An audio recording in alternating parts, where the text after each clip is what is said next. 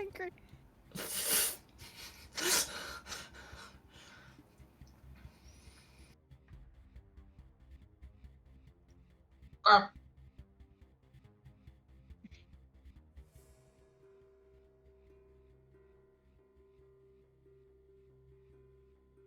One. Hello everybody, and welcome to a very, very technically difficult Monday night City of Mist. Because fuck me, technology just does not want to behave itself! I am joined, as always, this week by my wonderfully intrepid investigator. Say hi, everybody. Hi. Bananas. Yeah. Hi, No everybody. cameras, because... Hi, Dr. Nick! No cameras, but a Simpsons reference, because for some fucking reason, I could only get motion on two people. Like, I would just have still images of Chris and Vary just in the weirdest positions, just like... It was not fit for public viewing. So, we are just going to be going with the profile pictures and apparently my camera, which at least fucking works. So, yay. This is Hello, the point everybody. where someone in the chat needs to point out that Jonathan's not moving. If I'm not moving and or you can't hear me, then please tell me, because that would just be the fucking cherry on top of bad technical bullshit icing.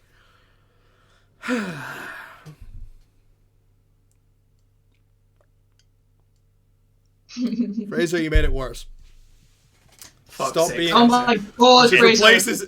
replace this profile picture from an I to PS1 Walter White. Kelly told me to change it, so I changed it. To PS1 Walter White. Yeah. I was just looking that's through what images I terrifying. had saved to my desktop. Moving swiftly on. Yes, I was I'm doing not the sure I introduction. can move on, Jay. I'm sorry, that just like that thing looks like the most cursed thumb in all of existence. That's It does really look like a terrifying. drawing on a thumb, like you've just done that in a biro. It was saved on my desktop as Walter.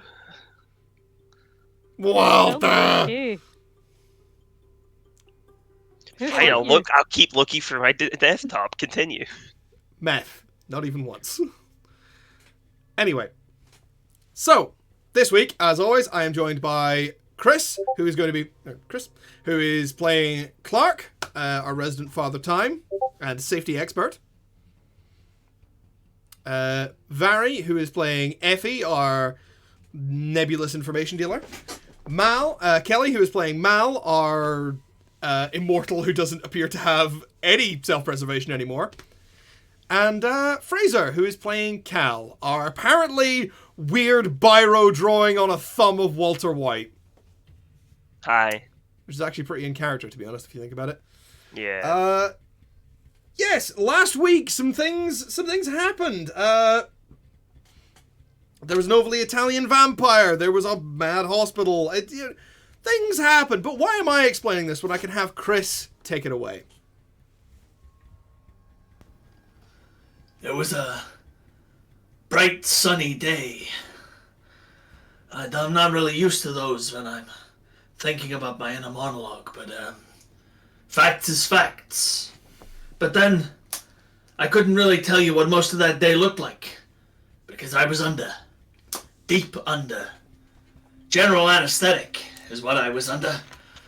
When I woke up, there wasn't nobody there. The place was dark. Smelled of mold and death. Like, I'm running out of metaphors here. The anesthetic still kind of in my head.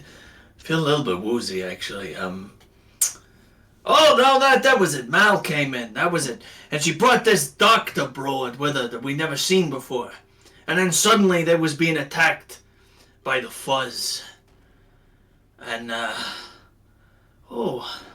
Oh, the walls look a little bit fuzzy now that I think about it. I'd snap out of it. Where was I? Yeah, so the fuzz came in. And the fuzz, they weren't no good. You know what I'm saying? They weren't no good. So we had to show them how it's done. Oh, Lord. God. Oh, my head. Oh, dear. I can't even keep the voice up now. Oh, we beat up some crooked police officers. It was dreadful. But Mao seemed to be doing all right afterwards. The poor doctor person, she seemed to have just come in at the wrong time, just trying to help out, and then, well, she wasn't overly thrilled with it all, but she agreed to cover for us, which was very kind of her. And then once we dispatched the officers and I'd removed them from being an issue, well, we got in the taxi and we headed back to the Hearthside. I'm hoping that we find everybody else having a better day than we are.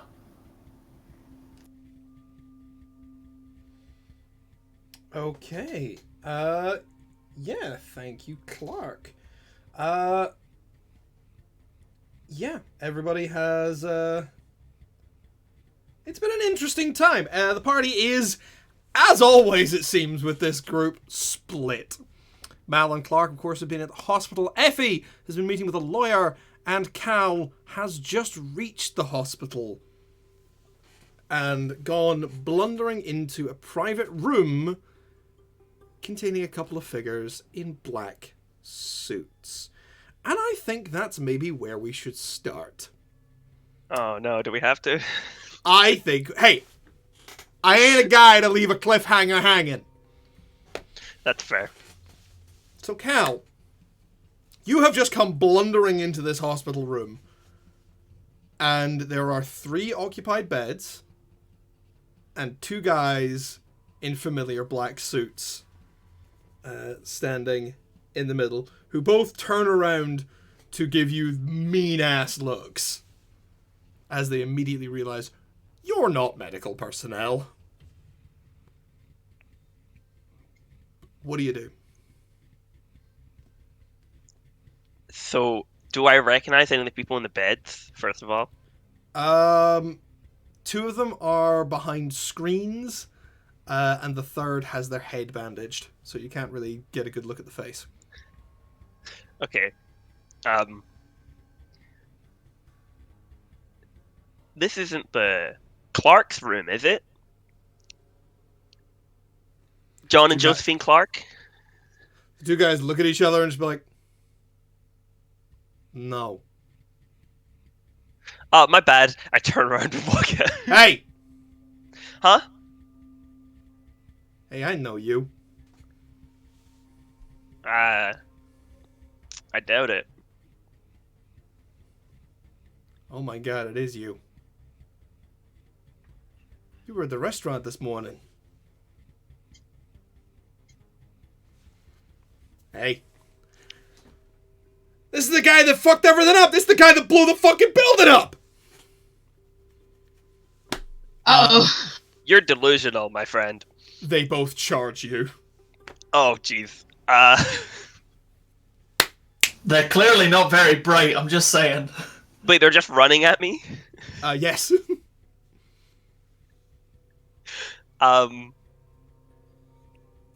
Okay. Become paper thin and slip through the floorboards! I would like to pull out a saw.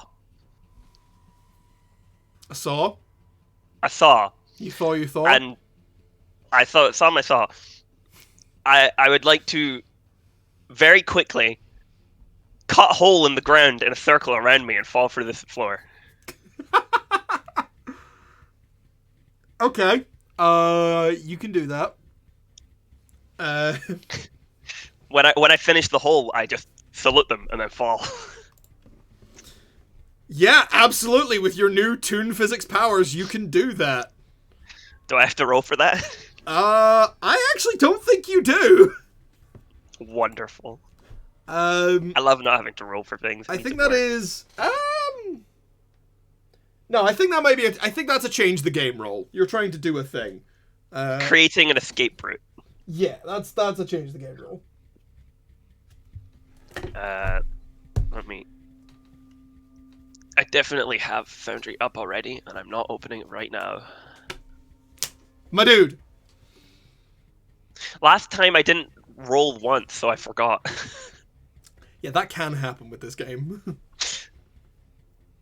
But you know what? Still fun. Let's see. What can I... Toontown, I imagine. Yes, absolutely Toontown. A World Gone Mad.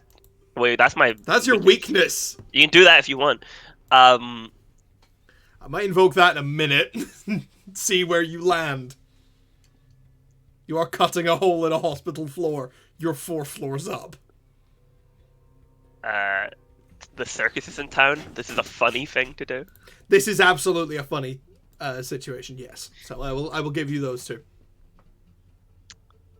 I don't know if tone armor would apply. No. Okay, I'm just gonna. I'll take the +2. Yeah, take the +2 and be happy with it. I will. Roll, baby! Okay. That's a 4 and a 2 +2. That's an 8. That's an 8. That was nearly very bad. Yeah. I could. As these 2 bozos charge you, fists upraised, you go, oh boy!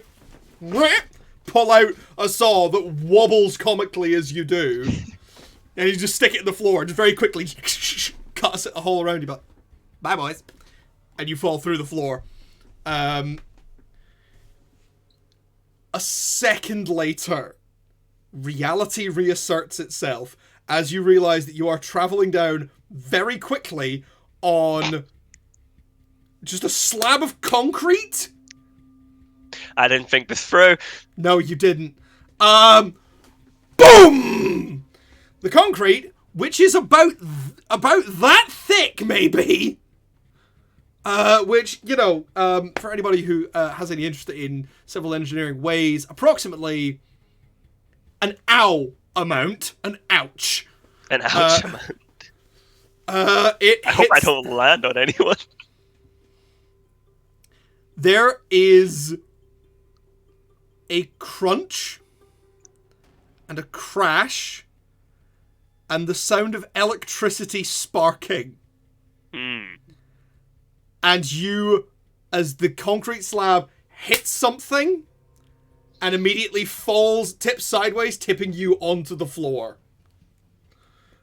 You immediately hear alarms of some kind blaring as you sit up, look, and realize that you have just dropped about a foot thick and probably about 2 or 3, maybe 2 foot across wide concrete slab onto somebody's heart monitor. Is someone plugged into the heart monitor? Yes. Uh-oh. You are lucky this person is probably sedated because they don't react at all. But there is an alarm going off now.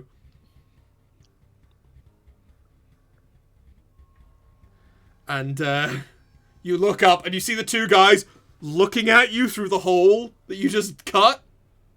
What do you do? I feel kind of bad for this random person. I think I have to go. Do they have weapons? Are they drawing weapons or anything? No. In fact, they look really confused. How far's the jump? Let's say 8 feet. Okay, I have some time before they have the balls to jump down here. I will also say, you suddenly remember something. Oh. You They're remember... sleepers. No, that's not it. No? You do know that. Yeah. You suddenly, clear as day in your head, remember a route through this building. Right. Leading where? Leading to another ward that you are sure will be safe. But have I been to this hospital before? Not recently. So I just this is weird. Okay, I'd like to do one thing first. Okay. You're ready. You're short on time. There's going to be doctors in here any minute. Yes, but hopefully this will be quick if I roll well. I would like to pull a toolbox out of my my jacket, and all of a sudden I am in overalls, and I have a wrench, and I just sort of hit it with the wrench. I hit the heart monitor with the wrench a couple times to try and fix it. This You know, is... as you do. Okay, I am not sure if this is a change the game or... I think most of my rolls are change the game. I think this is a change the game, but I'm absolutely invoking your world gone mad. I'm invoking your world gone mad weakness, and honestly, I am gonna also invoke your I never go home weakness, because there's always someone who needs your help. Yeah. So you have a -2 to this roll, unless you can pull out... Well, I can use Toontown. Toontown and Bag of Tricks. Bag of Tricks, because I'm getting a toolbox. Yep. It's not necessarily a funny thing. I'm just genuinely trying to save someone, because I do not know if they will die without this heart monitor. It is pretty chaotic. No, it's not. You're trying to impose order back on something. Yeah, so I think it's a flat roll. This is a flat change the game roll. Just hoping the dice are nice to me. Well, he was hoping for this other person. Mark attention on both Toon Physics and Accountancy. Oh. Nice. Because, yeah, I've been meaning to invoke more weaknesses so you guys can progress! That is a 5 and a 2. It's a 7. It's a 7. That is a mixed success! So, we're going to create a story tag here, which is the repair... Well, we're actually going to burn a story tag, which is wrecked heart monitor. We're just going to get rid of that. Yeah. You pull out a wrench and a screwdriver, and you don't have a fucking clue what you're doing. You don't know how you do this, but you dive in there, there's a great big cloud of dust, and suddenly there's a new heart monitor. It's like there's like sparkles coming off of it as well that like shouldn't. Yeah. Ding, ding. It's like it's like floating unreasonably well polished. Yeah. And you're just and like, then what? I drop the tools, and all of a sudden I'm back in my suit again. Yep. And I just start running out the room. Okay. See ya. I look up and wave. There's nobody looking down through the hole anymore. That's concerning. I keep running. Okay, you keep running. There are no more alarms. Do you take the route you remember, or do you go somewhere else? I'm gonna take the route I remember. Okay. I'm sure everything will go well. You run to this ward room, and as you get there, two more guys in black suits step out of the room, looking very confused. These are not the same two guys that you saw earlier. And they look at you, they kind of frown, and then they just go, and keep walking. So they're walking past me, or they're walking away? They walk past you. Oh, I'm just like whistling. I can't actually whistle. I don't know why I said that. Little musical notes kind of appear in the air a little bit as you do. Yeah. I just casually stroll past them and then keep going. They are dressed exactly the same as the rest of Caligari's grunts that you've seen so far. As I'm on the way, actually, I am going to call Mal on the phone. Mal, you and Clark are still in a taxi. Okay. You are heading You are still heading towards the hearthside when your phone rings. I pick up. Hello? Yep. Hey, Mal, do you know that? Where are you in the hostel right now? Oh, yeah, we're in a taxi. We're heading back to the Hearthside right now. The hospital got very unsafe very quickly. Shh, this place is crawling with Caligari's goons. I'm sorry, what? Okay, no, that makes sense. We were attacked by police officers. Jeez. This. Yeah, dude, get out of there. Get out of there so fast. We're heading to the Hearthside. Yeah, okay, I'll try find an exit. I'm just sort of running around right now. Okay. I'll meet you at the hearthside. Okay, do you need help? Do you, because I can drop Clark and come back for you? Nah, I'll be fine. Okay, You take care of Clark. He's probably still injured, right? Yeah, quite. Will you please call me if you need help? Yeah, for sure. Okay, do you know where Effie is? Is she okay? On her way to the hospital, I'm pretty sure, so I'm gonna text her. Oh god, you know what, you just focus on getting out there, I'll call her. Okay, thanks. No worries. High up phone, immediately call Effie. Cool. We'll deal with that in a minute. We're just going to resolve Cal's thing. Sure. Yeah. Cal, you found the ward that you remember the route to. Do you go in? Yeah, I'm curious about this because I know I haven't been here in a while, but I'm getting these memories. You go in.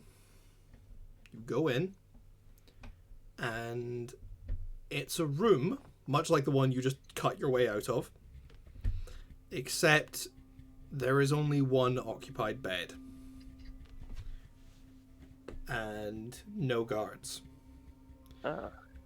The bed is occupied by a young woman who is sitting up in the bed, propped up on pillows, looking directly at you, that you recognize. You only met her in person once briefly, but you have found yourself looking at photos of this woman over and over again. Oh, God. She smiles at you. Hello. Oh. Room service? My name is Luciana Caligieri. I was hoping we could talk. And we are going to cut over. Yeah. And we are going to cut over to Mal and Clark. You hadn't been in the taxi long when Cal called you. But yeah, you are both still in the back of this taxi. Mal, you're calling Effie. Yeah.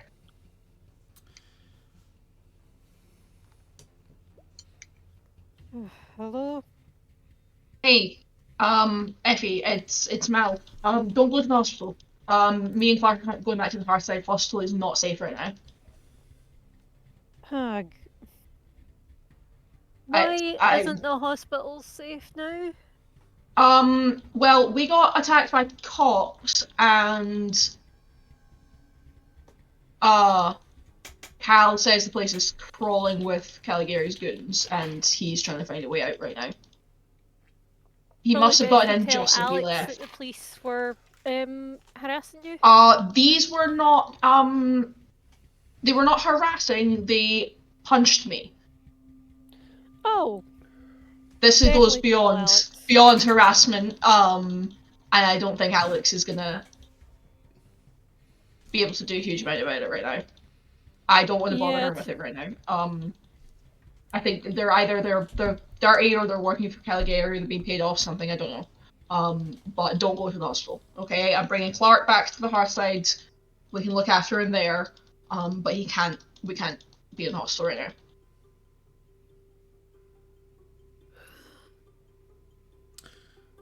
Right. Okay. Okay. Right, I'm on my way. Okay, Tell him we'll what meet I you there. did. I'm a little worried about Cal. He said he was fine and that he'd be able to get himself out, but I'm thinking I might drop Clark off and go back there. In case. No. Case If the place is crawling with Caligari, and I imagine he would like to have a very decent word with us, the best person to deal with him at the minute is the guy who dropped a fucking building on him. You stay the fuck away. Okay, fair point. But they also might try to kill him, and they can't kill me. So, As this just please tell me if he texts you. There's only one way to kill a toon, so. Alright. As this conversation is going on. Hey, Clark. Yes. What's the speed limit on an inner city road? On an inner city road, if it's a standard, kind of like B road street in a city, the speed limit in a city is 30. If you're talking about an in-city highway, I'm talking about a or regular city street. expressway, regular city street, the answer would be 30 miles per hour. Okay. Now, Clark has a good sense for safety and when things are being unsafe. You glance out of the window. You think you're traveling closer to 50 miles an hour. Cool. And accelerating. Oh shit.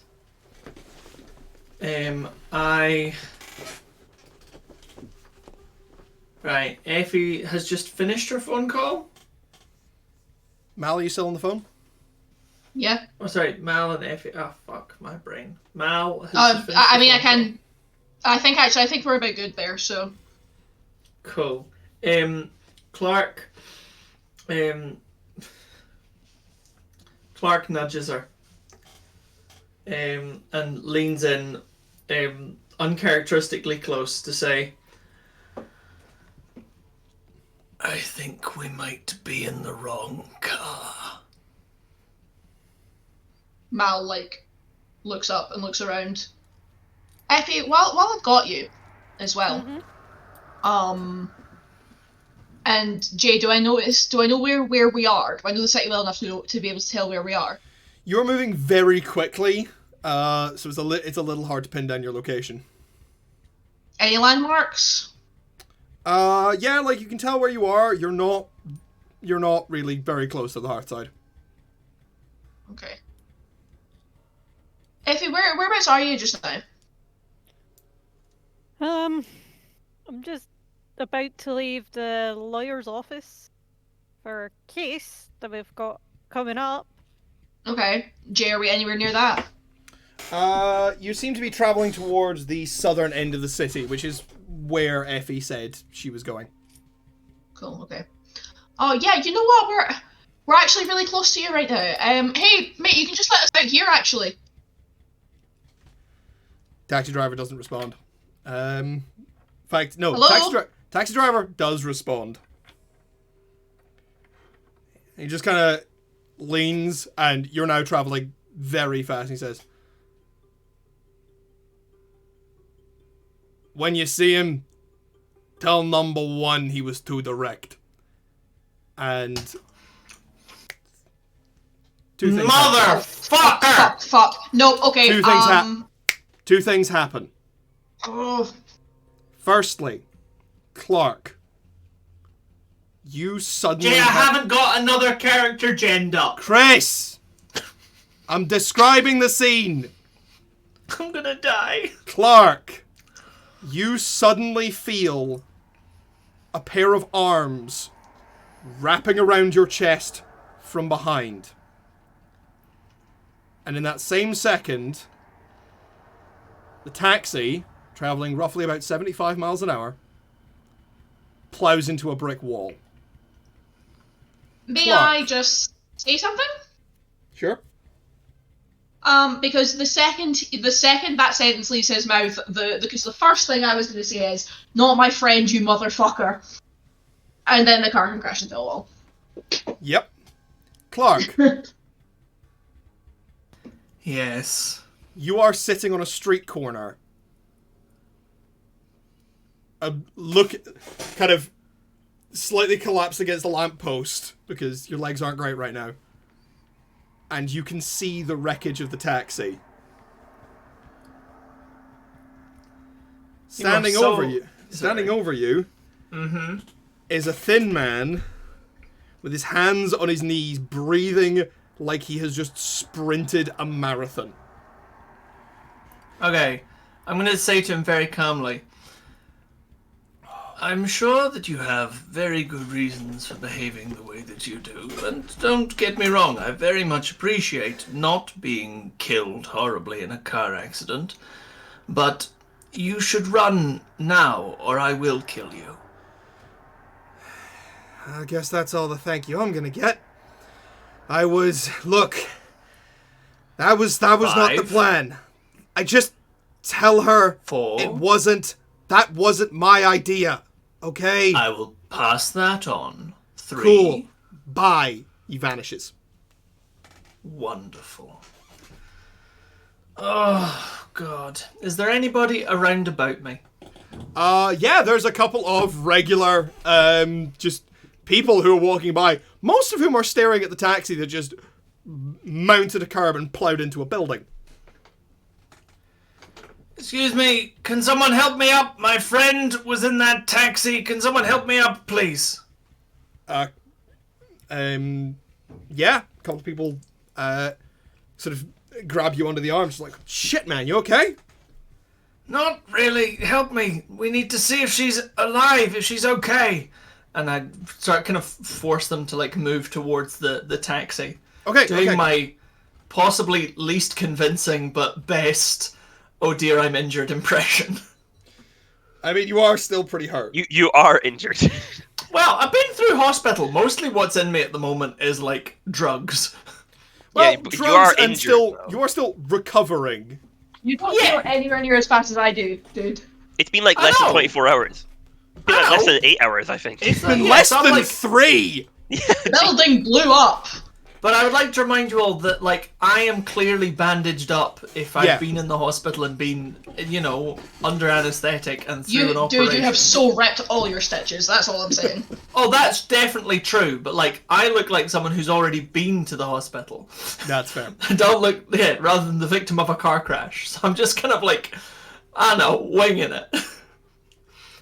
Clark's not a winging it guy, I'm doing my best. Mal. Yeah. You wake up. Great. A shame is past. You are... It's a little hard to tell. You are face down. You can feel gritty kind of stone under your face and under your hands. It's on the wreck. Judging by the shouting around you and the and the sounds of sort of, well, fire, to be honest. Okay. I would like to do a quick mental scan of my body to see if I feel injured. Various little bits of pain are shooting out across your body and disappearing as you feel your bones and your organs sliding back into place and reforming. Okay, so definitely did just die, then. To fully confirm that,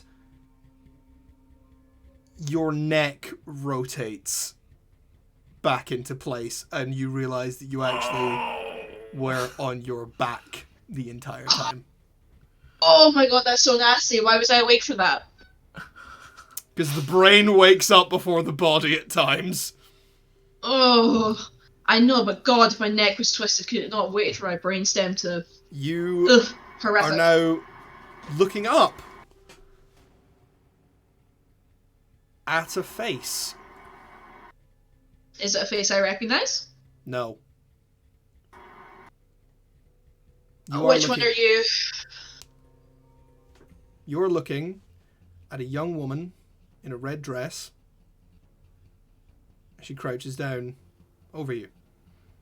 Oh, fuck. You look lost. No, I'm good. I'm good. I just need a sec. Seriously, which number are you? I'm trying to keep track. I don't have a number. What? I don't have a number. Okay, am I able to set up yet? Yes, you are. Okay, I push myself to set up right, and I look around. You are in attack. You are sticking half out of the remains of a taxi. Yeah. There are people shouting. But from the angle you're at, you can't actually see anyone except you and the young woman. You think the taxi is between you and the general public. Okay. Oh. Do you want some help? It looks like your legs are sort of trapped. Oh, cool. I love that for me. Yeah, some help would be great. I mean, I could just, pull myself out and they would fix themselves, but it would probably hurt less with some help. Take my hand. Okay. I take her hand. She very gently pulls, and you slip free of the wreckage without any catching or tearing or even any difficulty. Damn. Thank you. Are my legs broken? Or are they okay?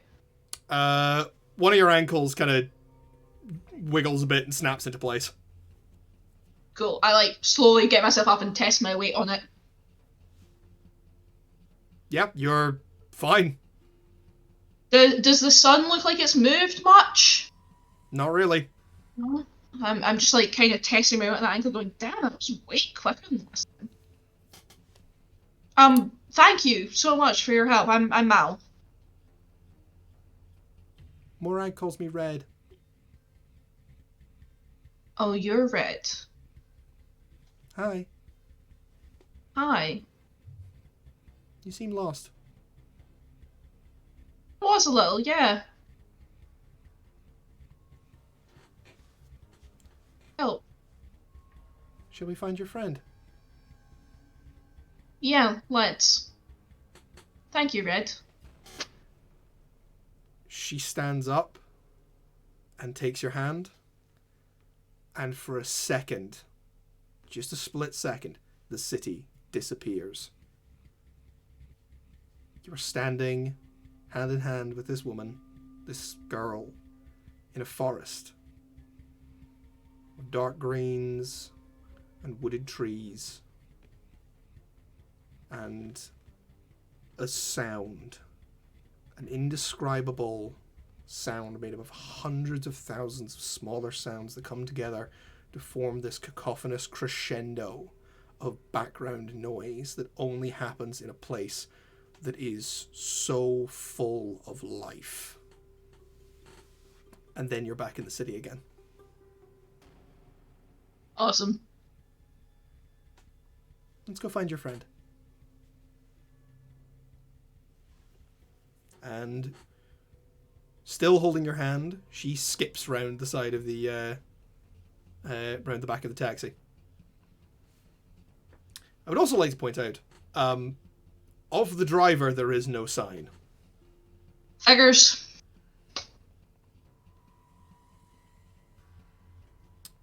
Didn't Also, even tell me his fucking number. quick question. Yeah. What colour were Mal's eyes? They were blue. What are they now? Wait till somebody else tells you. Great. You haven't got a mirror. Fair point. Sure, Theo, can you not? Clark, as you are hobbling towards the wreckage,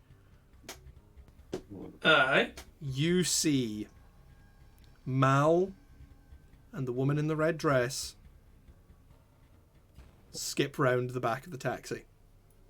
So I'm going to assume from the descriptions we have had and from my general knowledge of, misty people in and around the area that I fucking freeze. You know who So- Red is. Yeah, Morak's already told us about Red. Yes, No, she but- yes. That's why I said, "Oh fuck" when Jay described her. Yes. But Clark has prior knowledge of her. For example, you knew she was real rather than an urban legend even before Morag told you. Yeah. Just because you've been around a bit, you understand this stuff. And while you didn't fully know that she was an avatar, you are aware that, just to provide some context here, you know that her main thing is guiding people home into safe places. So the two of you kind of work on similar vibes, just with varying degrees of officiality. Ally. Alright. So She's that ally. Well, I'm like, but I'm also I aware reference that, her. when it comes to avatars, tread the lightly. last one that I fought crushed all my bones. He wasn't even an avatar. Or was he? He was. Can't remember. He was. No, he's an Yeah, avatar. crushed all my bones. Crushed all your bones! And the previous one threatened to rip your head off. Used to like having bones. Now I'm all floppy. Yeah.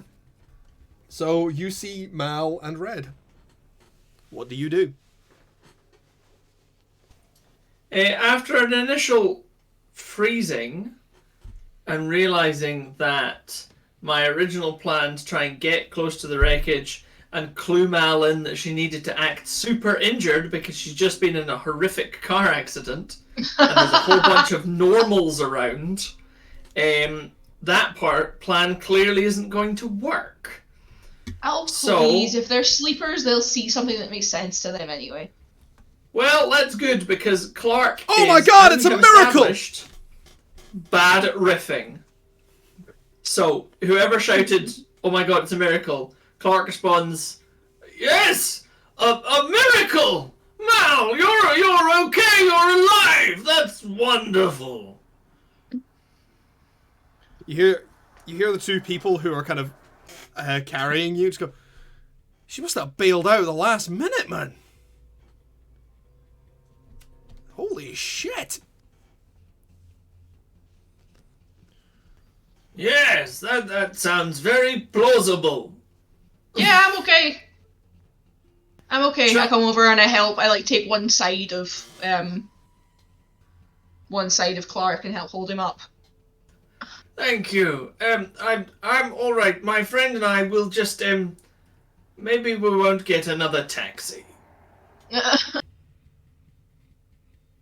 mean, Yeah, I think And that we ought to head. Yeah, I just also want you to know that may be the single funniest thing that Clark's ever said. maybe we shall not get a taxi. Yes. Yeah, maybe we should. Maybe we'll walk. Maybe we'll get the bus. I know a way. Thank you, Clark. I think we should go with Red. I think that is wise. You both, do you take her hand? Hell yeah. Clark? Absolutely. Yeah, absolutely. You each take one of Red's hands, and you're in that forest again. Except this time it doesn't fade. Okay.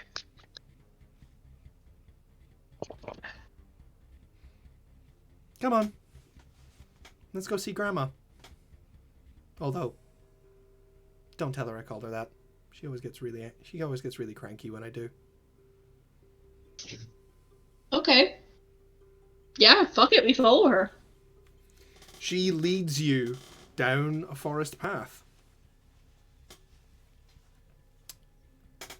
Do either of you want to say anything? Do you have any thoughts? Clark is What? keeping his mouth firmly shut and just following and praying. Clark, I know how I'm okay, but how the hell are you okay? Oh, yes. A friend of yours saved my life. He said, tell her that this wasn't my idea. And then I told him to leave or I'd cut his head off. So he left. Oh. Did he, Hey Jay, I forgot what number 1 looks like. Yeah, because Clark's actually never met number 1. No, he's not. Nope. What does number 1 look like again? Number 1 is a reasonably tall, skinny guy in a long coat. Slightly floppy hair. I described that. Is that roughly what he looks like? That's roughly the dude that pulled you out of the taxi. Something like that, yes. Yeah. Yeah, I think one of the, I think someone went rogue there. Is this something to do with the people who kidnapped you and murdered you the first time? Yep, same people. So, do you just have, I don't know, a cabal of people who want to kill you a lot? I'm very confused. Yeah, kind of, that's, number 1 explained it pretty well, but, it's complicated. I just want to point out that Clark, as you make eye contact with Mal to have this conversation, you realize that her eyes have changed. Whereas In what way do I notice they have changed? Whereas previously, they were blue. One of them is now brown, and the other is a bright, vivid green.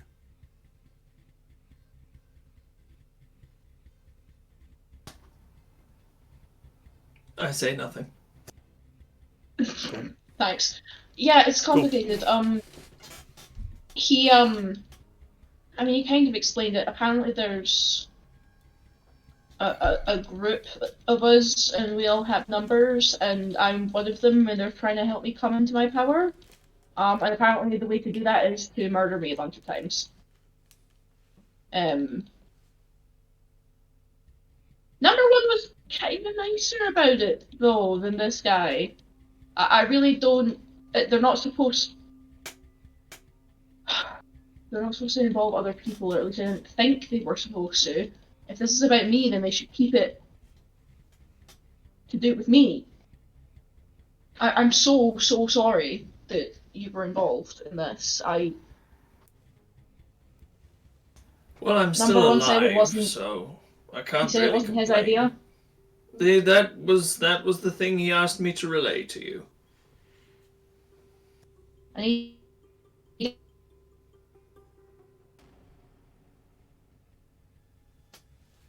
Sorry, Kelly, can you say that again? You cut out.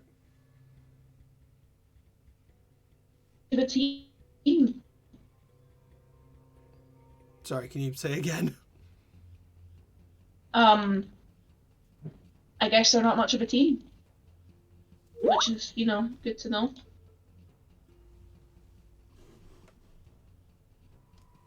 Hey, did I get a look at the guy, the driver?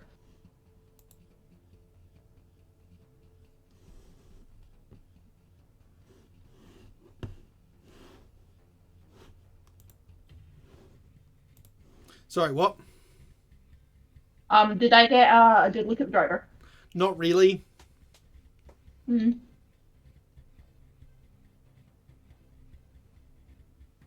fair enough.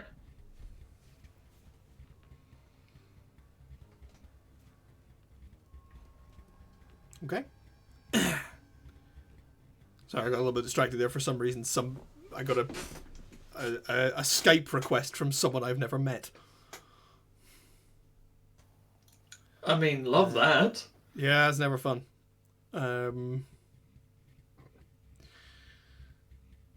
That's actually thrown me off my rhythm. Right, let's skip across town. Effie! Yo. You and Buck are still on the south side of town. You have just left Vincenzo's office and had that conversation with Mal. What are you going to do now? Mal? Mal? She hangs up her phone going, well, this is fucking murder. Oh shit, good point. Did my phone survive the crash? What do you mean your phone? I was in a car crash. Did my phone survive? Was it in your hand? Yeah. Then probably not. Shit. Okay. Oh well. Yeah, Okay, rigor mortis well. is not strong enough to keep the grip on it. Fair enough. Oh. But let's just head back to the bar. Maybe I should check in on Ethel, see how she's doing. Aye. Well, we've got a lawyer. We've got a judge. We've got witnesses. Is there Are anything you else? sure about that lawyer, though? Like, I mean, he's half his fucking nut, but, you know. ugh. Listen, you head back to the bar. I want to go check on Ethel. See Cool. if she's okay. I'll see you back there. No worries. Buck heads off. Effie flips her phone back open and uses one of her guys to get a ride back to, like, where Ethel is.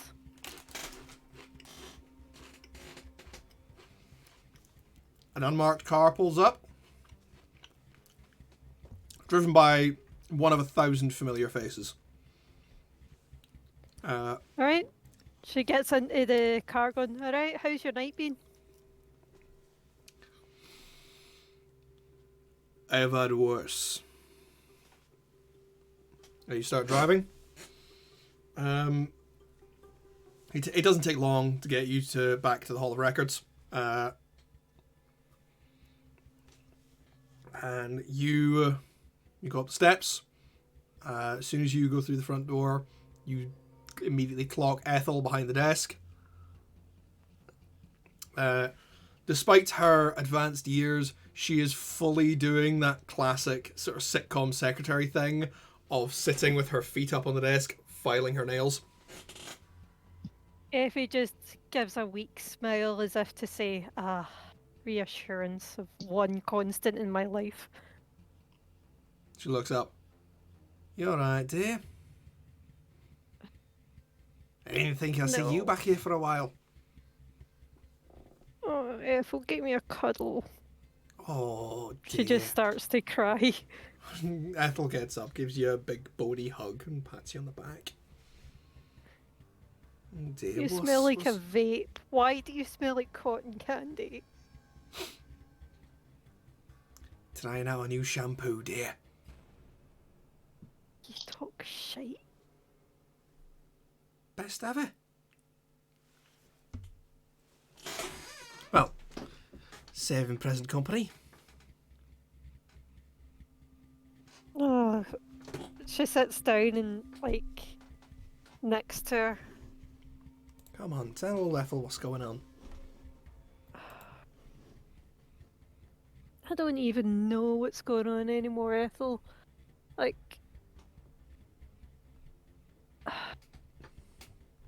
I'm still trying to find my adoptive family. That's the cover story Effie's given Ethel. To find out where I came from, but some of my friends have got into really bad trouble. And I keep getting pulled in deeper and deeper, and I'm just... I feel like I'm losing myself. I'm losing what my drive is, and I don't know What the hell am I doing?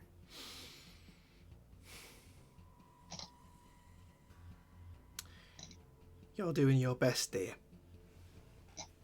But come on, remember what did I teach you? You know? What's the benefit? Don't bang a guy after 3 a.m. No, definitely don't bang a guy after 3 a.m. And definitely don't get a car with a guy after 2 a.m. Usually goes to breaking the first rule. Yeah. But no. What was the first thing I taught you about knowing things and knowing people? Always spin it to your advantage.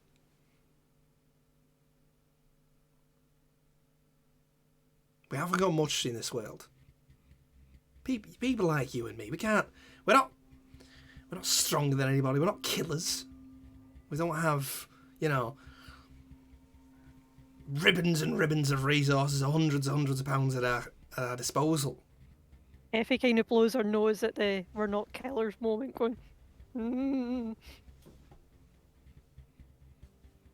But we know things. And we know the people who know those things. And more importantly, we know the things that those people don't want us to know. That's power. That's real power. That's how you look after yourself. But it does mean that you're on the back foot. Everything you do, you've always been so good at coming out on top because of it. So think about it. What's the angle? What do you want? How does any of this get you closer?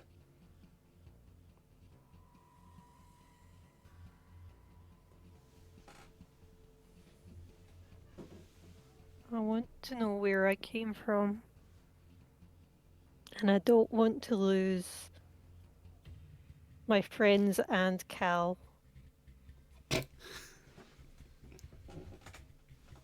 Okay then. How do you defend them? What can you know? What can you find out that will turn things around for them? What's the missing piece? Someone wants control. So how do I take that control away?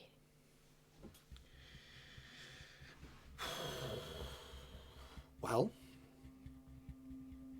there's always There's always a couple of ways of doing that. Sometimes you can know something that'll cut the legs out from somebody. Sometimes you know the thing that means you can actually go above them and manipulate them to your wishes. I once spent an entire summer and the autumn and the following winter playing out the CEO of a let's not name car company, all because I knew exactly what kind of underwear he was buying his missus and what kind of underwear he was not buying his missus, the kind he was buying for who else.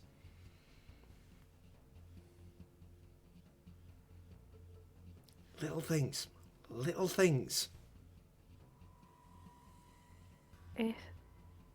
What's the pebble that starts the avalanche?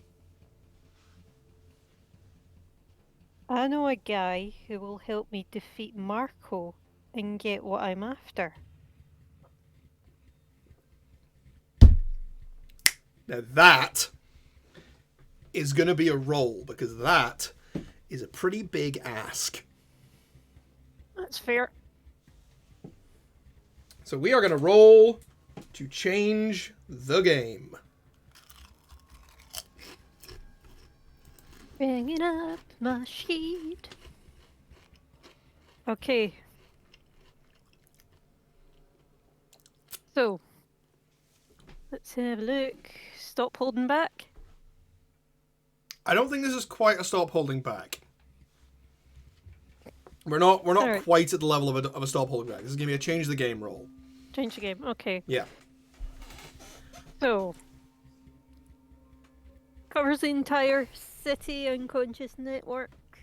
I will give you unconscious network. I will also actually give you like a granny to me from Ethel.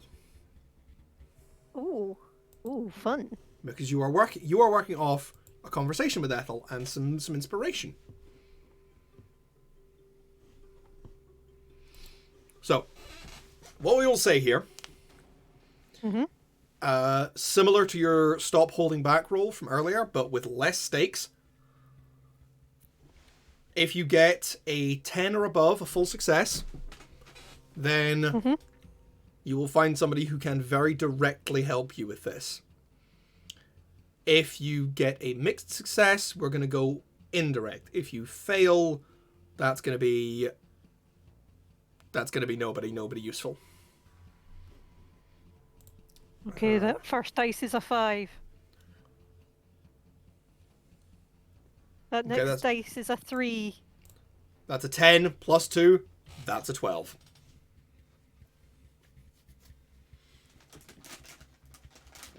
You blink. And suddenly the world feels a little different. It's almost like you're seeing it from like a couple of feet outside your own head. You know you're sitting there with Ethel sat next to you, a hand on your back, comforting look on her face.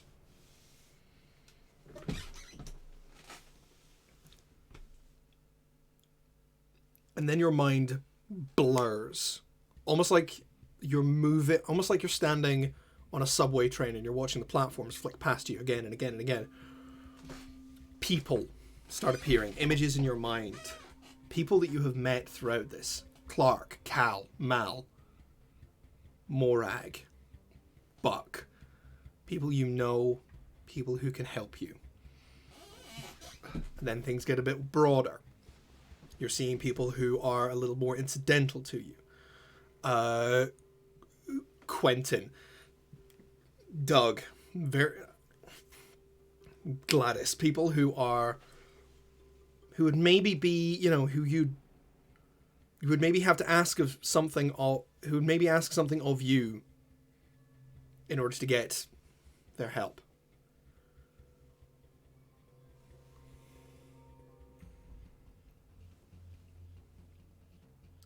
And then a face,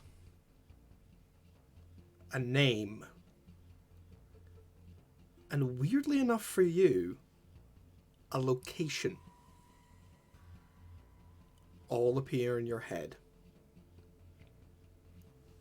Face is of a middle-aged woman who seems to have aged long beyond her years. Her face is gaunt. Her once lustrous blonde hair has gone stringy and ragged. Her eyes are sunken and her skin papery. The location is a manhole cover in an otherwise utterly innocuous alleyway in the northeastern quarter of the city. And the name is Astrid.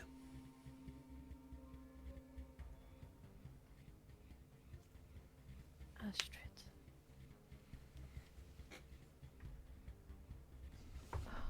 Ethel, thank you so much. I honestly don't know what I would do without you. And she gives her like another big old hug.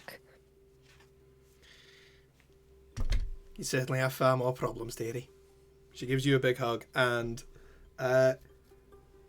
Effie, you know that Ethel is very, very good at what she does. But also you are just as good at that thing. And you feel Ethel slip something into your pocket. I kind of give her a wry side look. She gives you a wink. That's I smile at her and then, like,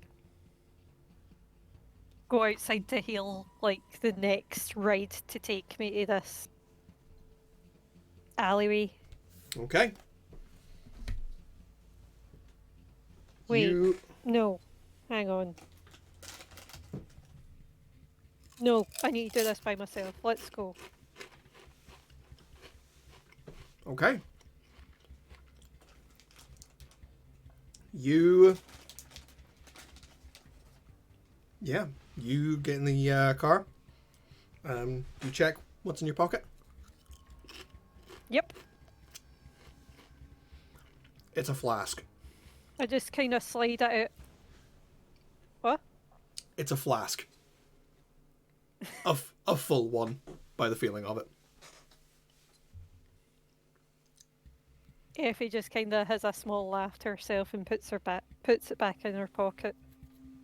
And she sends Cal a message going to meet Astrid. If anyone asks. Get you at Hearthside afterwards. Tried to get Mal, but phone went dead. And with that, we're going to leave Effie speeding away towards the northeast of the city. And we are going to cut back to Cal. Hello.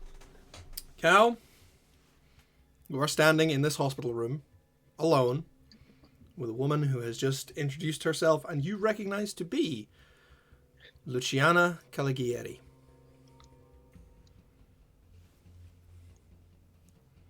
Nice to meet you. Please, sit down. Is there a chair? Is there a chair? Yeah, there's a chair beside the bed. Okay. I drag it a little bit further away from the bed than it was, and I sit down in it. I don't want to fight you. No, I don't particularly want to fight you. That doesn't mean, it's not a trap or something. He's like looking around the room for like booby traps. I did not lay you a trap. I called you here to talk. I made sure that the guards and the doctors forgot you. Oh. Thank you. Why? I don't know if you noticed, your dad kind of hates me. That is what I wanted to talk to you about. Mr. Hardaway, I think this has gone far enough. My father is an ambitious man. He is a terrifying man. He killed John right in front of me. And while I no longer bear that bastard any love, it was horrifying.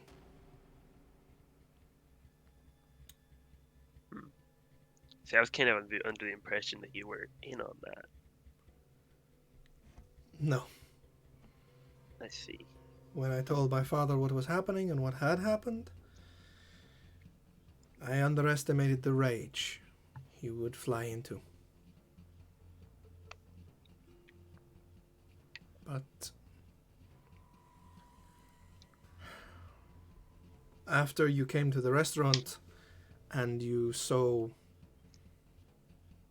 assaulted us, My bad. No. It was not your fault. It was a choice between what you did and the death. I would have done the same thing if I were capable of it. Oh, well. But Thanks. all of this has gone too far already. I want to end this peacefully. That's a bit of a hefty task, is the thing, with someone like your father. I mean, This is true. But peace isn't really, I think, what he wants. no. What my father and my brother desire is conquest. And I do not think I could stop them alone. But I want to leave. I want out of this city. I want somewhere where I can raise my child in peace. And I cannot do that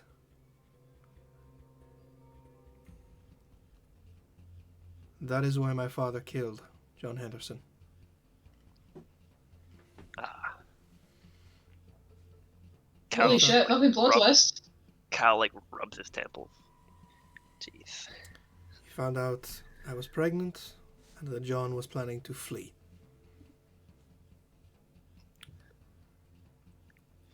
And so he killed him. Mm.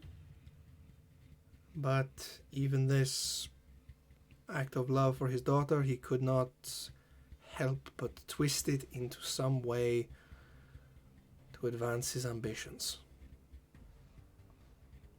Which I believe is how you and your friends got mixed up in this. Yeah, we got framed for that. And for that I am sorry. It's fine. I mean, not your fault by the sounds of it.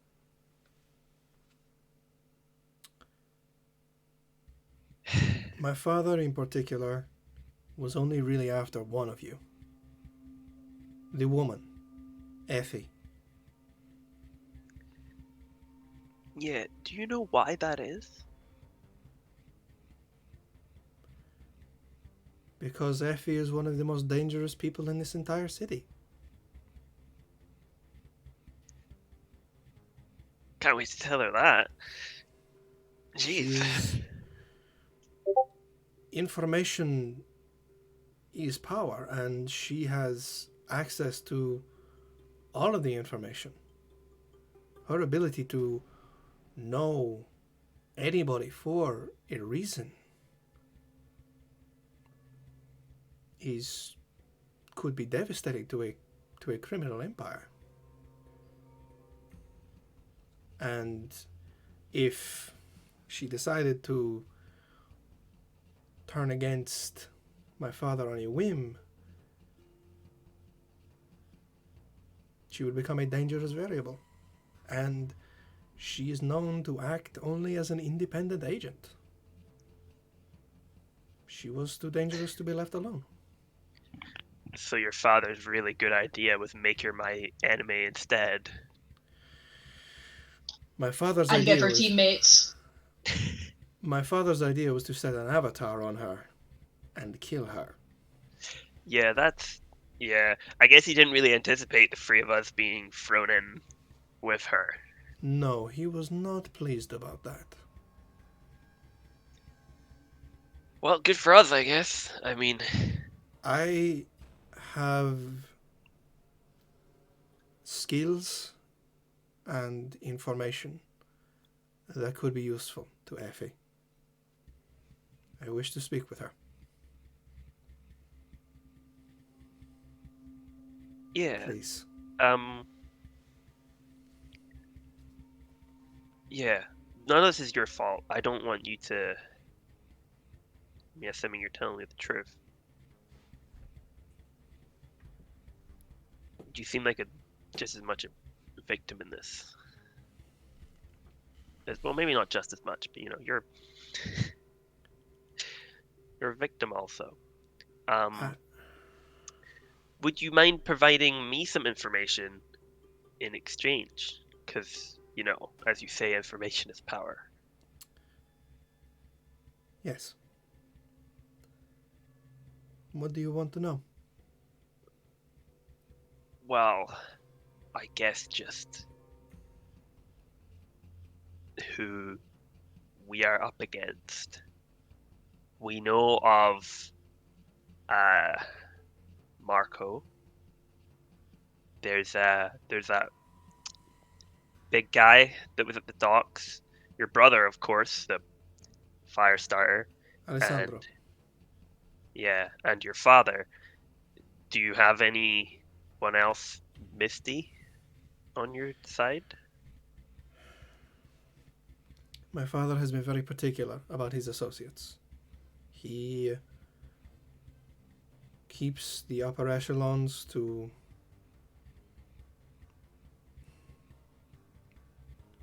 us, to those who are of his pantheon. Right. People like Marco, Alessandro, although my brother Alessandro and myself are slightly different. Being You must understand. relatives and all that. You must understand, my father is powerful. Indescribably powerful. The secrets of the mist are not genetic. They do not transfer by birth. One cannot be born to these abilities. But my father has delved so deep into the mist that he found a way to draw in specific mythos. It is how I gained my abilities. It is how my brother gained his abilities. Well, that's. It just seems this gets worse and worse, if I'm honest. So he could have a potential limitless number? No. It is a difficult process, and it is not one he feels people deserve. He made an exception for his children. The others came to him. He sought them out. He did not make them. Right. The big one is a man named Howard. He bears the mythos of Atlas. Okay. My brother Alessandro, the mythos of the Titan Hyperion. Cool. And I bear the Titan Mnemosyne.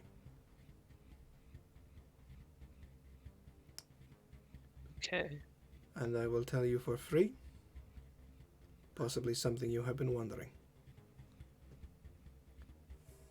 I am the reason my father has been able to stay hidden for so long. I have the power to manipulate memory.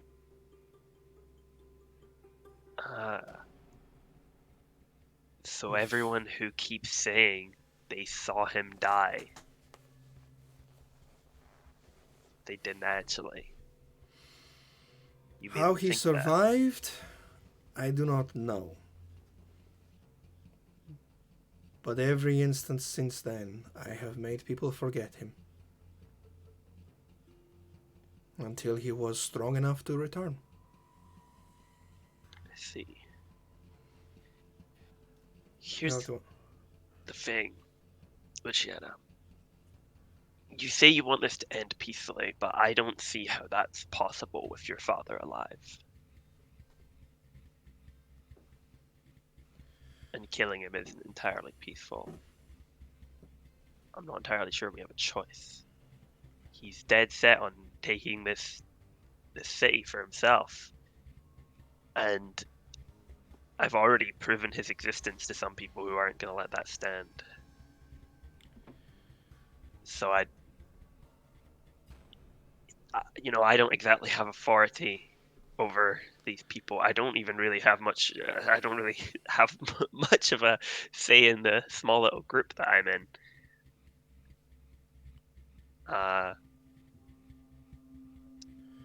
I can get you a meeting with Effie, but I seriously doubt a fight isn't going to happen. Anything I can do to prevent that, or to try and end this little bloodshed is... I will do anything. I mean, we could attempt to trap him somewhere, but, like, he controls time. I don't think springing a trap on the guy is going to work. If I knew how to defeat him, maybe I would have done it myself by now.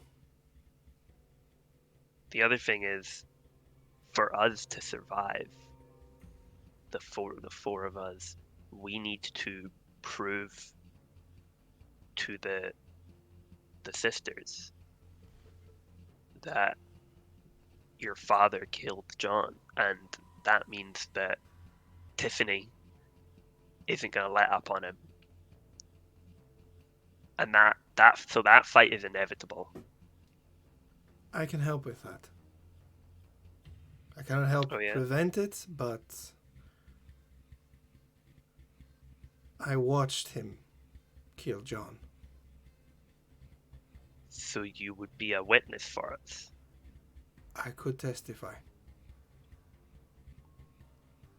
That would be an incredible help. I think first thing is we should probably get out of this hospital, because I'm pretty sure I accidentally walked into your brother's hostel room earlier. I didn't really see his face, but they won't remember. Okay. Does your power work on your father? No. Yeah, I figured. Where is he? Is he fine? Did I do much damage? He pulled myself and my brother from the wreckage. Right. He is angry. He wants what you took from him, and he wants you dead. You specifically, Mr. Hathaway. Yep. Sounds about right.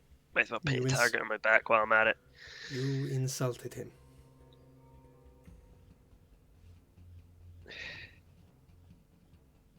To be fair, he was murdering my friend. I mean, don't know what he expected. He expected you to roll over and die. Yeah, well, arrogance. Easiest way to best a man. That is one of his flaws. But he is cunning. And do not underestimate him because of his arrogance. No, you had better go. Okay. I cannot leave yet. Yeah. I open the window and I start pulling out of my jacket pocket just a bunch of tied together scarves and like roll them all out the window and then tie it to the radiator pipe and go, I'll see you around. Yeah, and you just out the window. And then I just tug on it and the knot comes loose and comes flying back out the window. I just leave them on the ground beneath. Splendid. I also probably immediately call Effie as I'm running away from the hospital. Effie, you are in the car heading northeast. You get another call. What ringtone appears?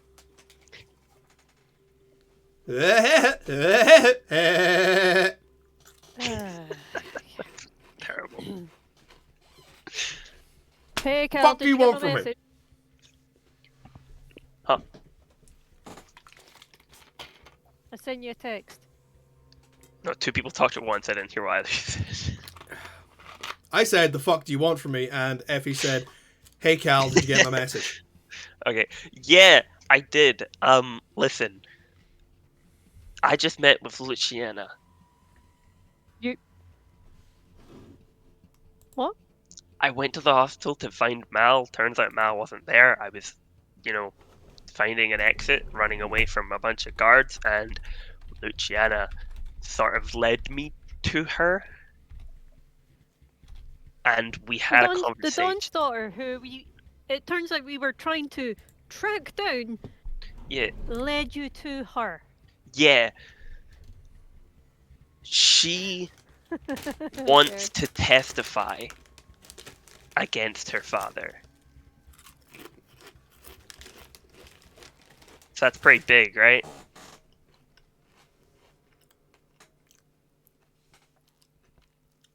Not gonna lie, don't trust her. Neither do I. There's a decent chance she's lying, and she did openly say to me that she has the power to manipulate memories, so anything I'm saying right now could be wrong. She's got the power to manipulate memories. Yeah. Yeah, she's staying the fuck away from that trial. She can convert everyone's memory into thinking we're guilty. But honestly, it seemed like she wanted out. John Henderson is the father of her child. And he was killed right in front of her by her father. Of course this impregnates someone. Fucking of course, the man Yeah. What was he, a fucking bee at the time? Oh yeah, also turns out Don Caligari has the power to turn people into mythos. So that's fun, isn't it? Luckily his pride... I fucking hate you. Luckily his pride is going to apparently stop him from doing that to too many people. He just did it to his children because he loves them so much, or whatever. But she wants to meet with you. That's her condition, I guess. She said she wants to meet with you. And I'm not going to tell you whether or not to do it. It's completely up to you. But she is an eyewitness. Everything else is, he said, she said, solid evidence. I'm gonna need to seriously think about this, because if she's got the power to manipulate memory... I know. She's got the power to manipulate memory. Effie hangs up and bites down on her phone as if to say... Oh, well, good talk. And I think that's a good time to take our tea and crimes break. So, yeah, folks, we'll be back in 10 to 15 minutes with the remainder of this session, because I'm having a great time so far. Drama! So much drama. Sorry. We've had drama and trauma. By the way, Johnny, I think you're frozen on the stream. I'm... Do you know? Don't fucking say that, Fraser. Maybe my stream is frozen. Maybe your stream is frozen, because currently I've got... Refreshing. There we go. There's your Yeah. beautiful face moving. It's working fine Fraser for me just- just now. Fraser just be out here tempting all of the internet gremlins. Right, let's go get crimes. It's the Tea and perfect time crimes. for me to change my profile picture again. Yeah, I'm still moving on I'm still Fox. moving on my version of the stream. Magic. See yeah. you later. About 10-15 minutes, fantastic. Anyone who's currently remained in chat, how's everybody doing?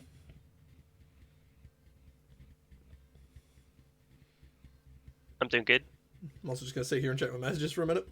Am I the only one here? I think you might be. Nice. That was fun. That's Yeah, not what I'm I having a good expected. time. Jeez. I liked the last week, like the first thing I thought of when you were like, you walk into a room with a bunch of people was like, how do I escape? Cut a hole in the floor with a saw. So I'm glad I got to pull that off. Yeah, that was fun. But also a perfect example of how your toon physics could occasionally just shit themselves. Yeah. Cool. I'm getting Skype messages from somebody, and they've just said hi, and I said, "Do I know you?" And they've said, "Not sure. Where are you from?" Hey everybody! Does that sound suspicious? That's weird. I'm not sure if I know you. What's your credit card numbers? Where are you from?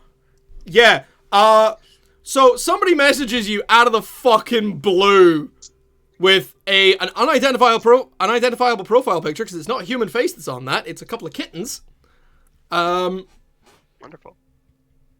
Yeah, I'm gonna get real suspicious. Yeah. Should I cut this off or string it along? I think string it along is pretty funny. Cool. Tell them you're from the moon. I'm putting that in all caps. Just reply to every single thing they say with a question. Well, go full Ron Swanson in a government trial. Yes. Yes. The only witness I plan on being is a hostile one. I definitely didn't watch that episode like yesterday, and that's why I said that. It is such a good episode, though. It's a very good episode. Yeah. Parks and Rec is such a good show. Sponsored by Parks and Rec. I wish. No, we're not. I wish. It's not on air anymore. It'd be kind of weird. It's not been on air for a while. Yeah. Yeah, the guy who made it has done, I think, 2 separate shows since then. Really? Yeah, because he did Brooklyn Nine-Nine and The Good Place. Oh, I didn't know he did those. Yeah, same guy, Michael Schur. That explains a lot. Yeah. I like Michael Schur. He also plays Mose on The Office, which I really like. That's the thing, is he did The Office as well, and it was a really fun thing I saw where somebody has gone, they have done, like, this one guy has done adorable golden retriever protagonist falls in love with anxiety-riddled mess 4 times now. It was Jim and Pam from The Office, Jake and Amy from Brooklyn Nine-Nine, Ben and Leslie from Parks and Rec, and Chidi and Eleanor from The Good Place. It was just like, well, fuck, I guess he has, and it's worked every time. He never fucking misses. Dude, don't miss! But I also like, he was like, what if I create the most, like the weirdest character to ever exist, make him, like, an absolute maniac, and I'll play him. Yeah, and then he did it, what if other people played him? Because then he came up with characters like Doug Judy, and Jason, and Evil Ted Danson. And Chris Traeger. Yeah, Parks and Rec was originally supposed to be like a spin-off of The Office. Like, it was supposed to be set in the same, like, world, and there would be, like, similar characters. That does explain why... Someone just left? Yeah, Vari dropped out. I'm sure she'll be back. Luckily, it only messes up our cameras and not yours.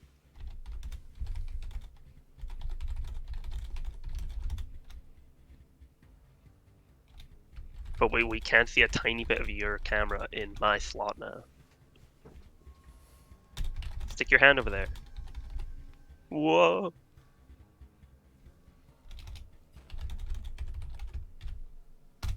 You son of a bitch. Wait, is it mirrored? My camera is mirrored, yeah. This goes always weird of mirroring. It looked more natural. That's fair. That's why I always fuck up which direction I'm supposed to be pointing in. Whenever I'm pointing at you guys, I always get it wrong. I've just sent the message back to the person saying, where do you think you might know me from? That's a good question. It's a very good question. I still think you should say that you're. I still think you should say you're from the moon. No, because what if it is actually someone they knows? There's a very low chance. You got to make it. Fraser, you have met me. If somebody thinks they know me, they know who I am. I'm not to fucking pump up my own ego. I'm not exactly hard to forget. That's fair. I thought you were going to say, like, do not recognize the name. I thought you were going to say, if someone knows me, why would they contact me on Skype? Why would they contact me on Skype out of the blue? With just a simple, plain hello, rather than, hey, it's been a while.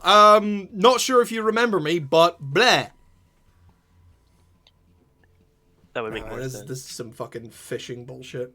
Because also, if it turns out it's like a work thing, then I'm gonna have to set a boundary. But like, I'm sorry, this is my personal Skype account.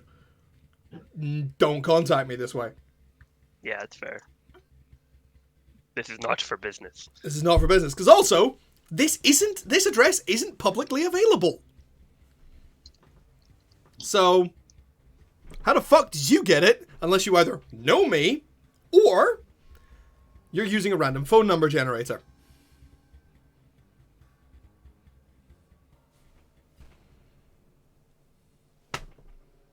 It's also a generic ass name that I do not recognize, so.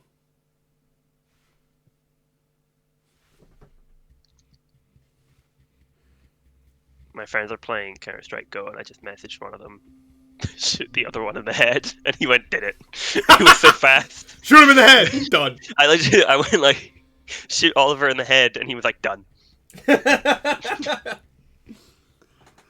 Oh. Fuck's sake. The internet is a strange and stupid place. Sometimes you get messages from people who are definitely running a phishing scam. Other times you tell your friend to shoot your other friend in the head and they just do it without asking. Oh, the times we live in. I do like how language has changed to like saying I've died is a like pretty common occurrence. It's like, whoop, I've died. Yeah. Or even I'm dying as a non-chaotic thing. Well. Exactly, just in a casual way. I'm dying. I'm gonna die. Oh well.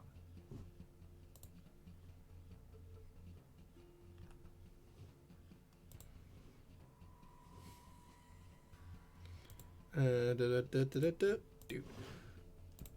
I'm just getting up. Just getting up a thing to say so I can say, hey, we're back from Tea and Crimes when it happens. That's fair. Yeah, I'm gonna run to the bathroom real quick.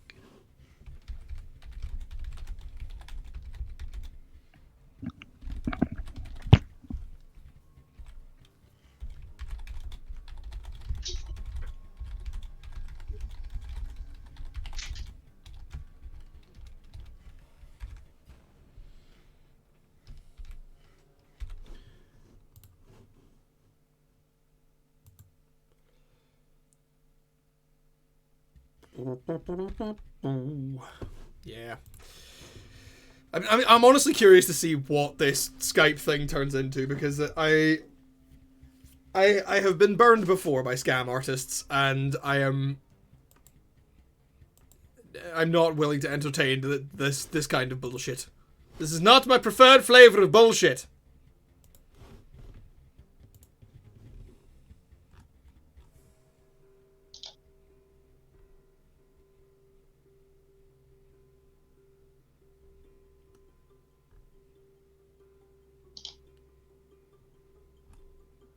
What the fuck?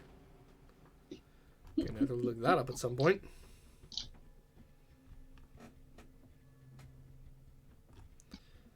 Yeah, because I opened Twitter to put out this notification.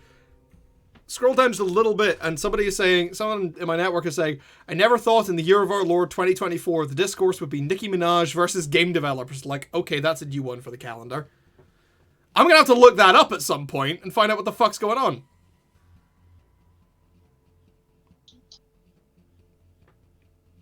Because... Huh? I'm going to assume it's something to do with the fact that she's, like... I think they offered her as a skin in Warzone or something. So I'm going to assume that it's something to do with that.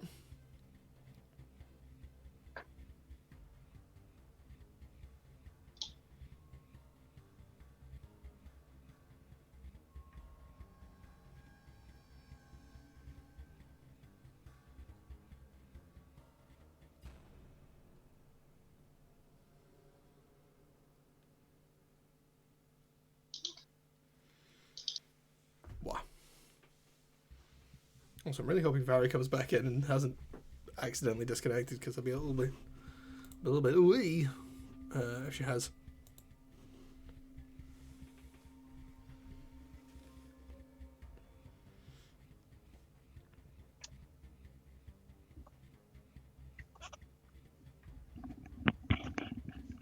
I am the emoji. Hello, folks.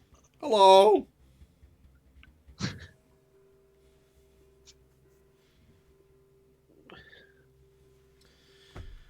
It's just Chris sending a fucking thing about an acoustic version of Hell's Moving Castle. Do we know what's happened to Vary? No, she hasn't come back in. I'm going to assume that she disconnected or shut her laptop or something. Hopefully we'll get her back in the next few minutes. We've got a plot thread to resolve. And only an hour to do it in. Ah, there she is. Hello, Vary. Hello, sorry. My laptop appears to have closed on itself. They do that sometimes.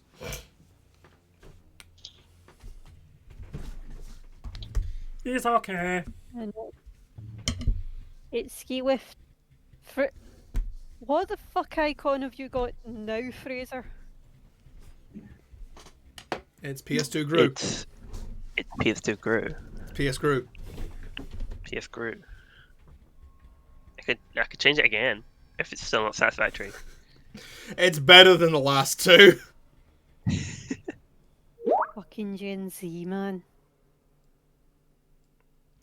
Okay, so this Skype thing has progressed with somebody saying, "Not sure, I'm new to Skype and adding friends to talk to. Sorry to infringe your privacy."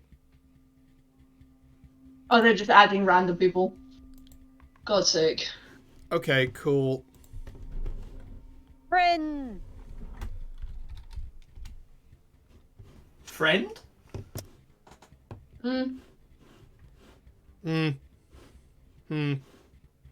No, stranger. Stranger, who is randomly contacting me over Skype. Weird stranger. Who is also... Hello. Skype is not a social media. It also says translated conversation requested, so... Yeah, I don't know this person. I'd be blocking that like a Soviet. I have just done it. I have just done it. I was just like... Thank you for laughing, Kelly. To be fair, at least it didn't seem like a phishing scam like I thought it was, so...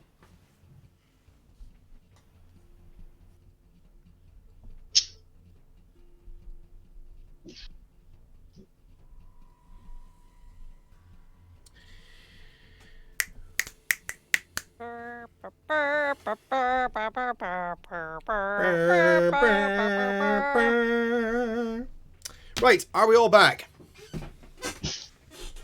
No. I don't think I was here in the first place. Fair. Kelly? Yeah, I'm here. I never left. Razor? Yes. Okay, we are back! I'm gonna put out the little, hey, we're back message, and then be, you know, bop, bop, bop, bop. No, I never went anywhere. I've been hacking Cookie Clicker. Oh no, not Cookie Clicker. Yeah, I got the cheat tools, so I'm currently at 11.251 undecillion cookies per second. You're cheating in Cookie Clicker? Yeah, it's really fun. I have so many Terrible. achievements. Of all the depths I thought anyone would sink to. The cheating on Cookie Clicker is not what I thought. But anyway! Don't you judge me. I will judge whatever I goddamn want. Anyway.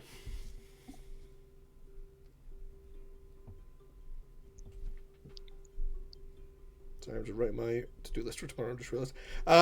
So, Effie, you have just gotten off the phone with Cal, who has told you about Luciana's abilities and desire to speak with you. As you are heading towards this potential meeting with Astrid. As I described, Effie's biting down on her phone in sheer frustration. The driver is very wisely not asking.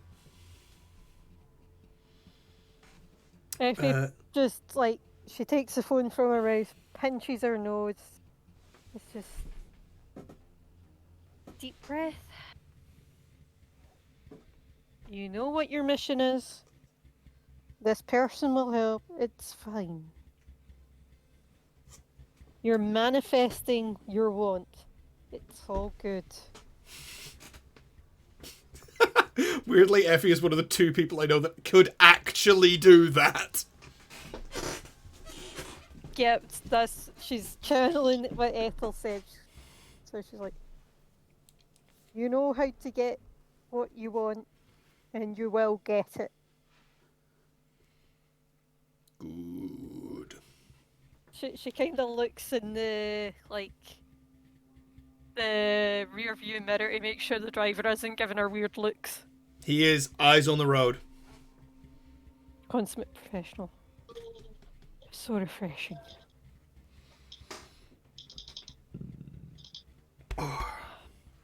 Clark, She looks out the window to see where she is at. You're still a little bit away. Clark, you and Mal are walking down the forest path, hand in hand with Red. Delightful. You've been walking for maybe 10 minutes now. What are each of you feeling at this moment? A lot of, I'd say probably curiosity. Like, this is like a new thing, and I'm not entirely sure why we should kind of really trust Red. 100% dread. We are in an unknown, unsafe environment with a being of untold power. Would it help you? Dread. Would it help you that if I told you that Red was humming a jaunty little tune under her breath? Is it like an elevator music jaunty little tune? No. Then no. That's just all that's on Clark's playlist to calm down, is just full-on Muzak greatest hits. He's got one of those, he's got a number of different playlists, but his most listened to of 2023 was very much lo-fi beats to concentrate to. What's your character's Spotify Wrapped? Fuck, Focused, determined. That's a really good character building question. We should do that at some point. Oh god. Ideas for the future. Yeah.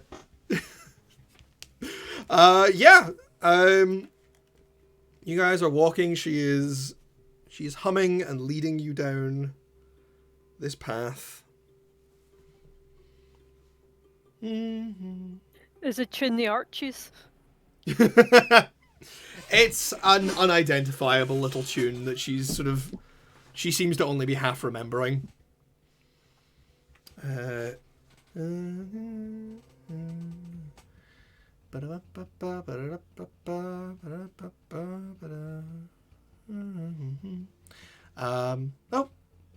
we're here. You stop walking, and as your foot takes that final step, you are no longer on grass, nor once again on asphalt outside the Hearthside bar.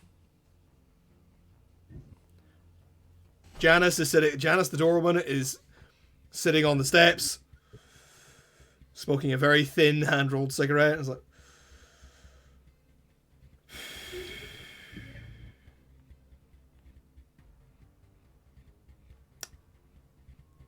in you go.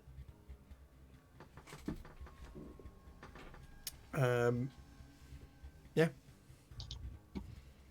Red smiles and lets go of your hands. Thank you so much.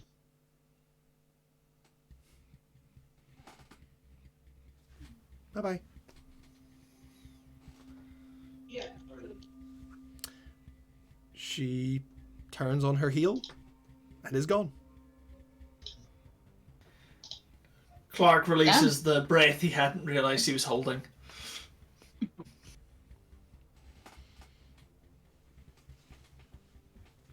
Yeah, she's nice like that. Wait, why are they scouts? Yeah, she's nice.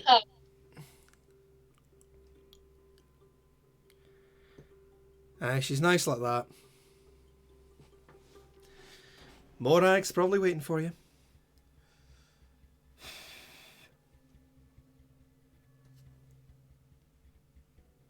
Yeah, we go inside.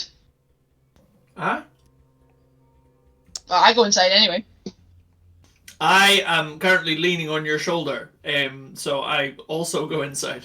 Okay, we go inside.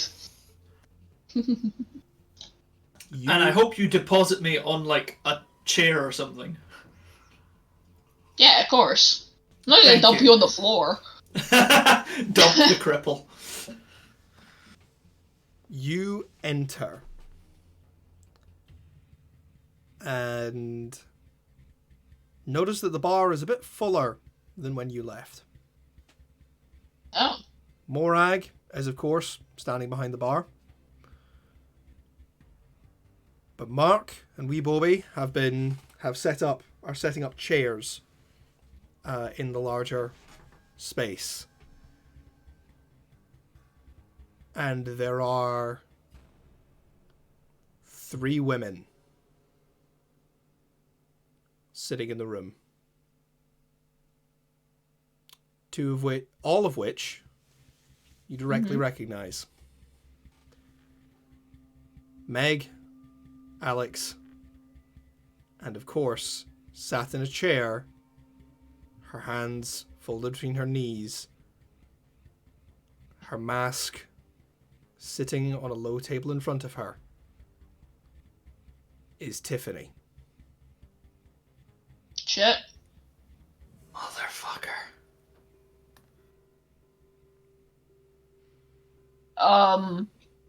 Morag? Glad to see that the Red found yous. Yeah, pulled me out from a car wreck. A car wreck? Well, I will tell you later what's going on. I'm fine, aren't I? Your eyes have gone funny.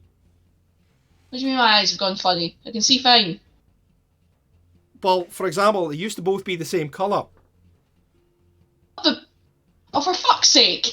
And she goes, like, after putting Clark down in a chair, goes, like, to the nearest... Reflective like, she surface. goes to walk to the bathroom, and she like, looks at Tiffany, and kind of, like, she doesn't really want to turn her back to her. Tiffany's eyes have flicked immediately to the two of you as you enter, but she does not move. I'm assuming we're not about to get attacked here.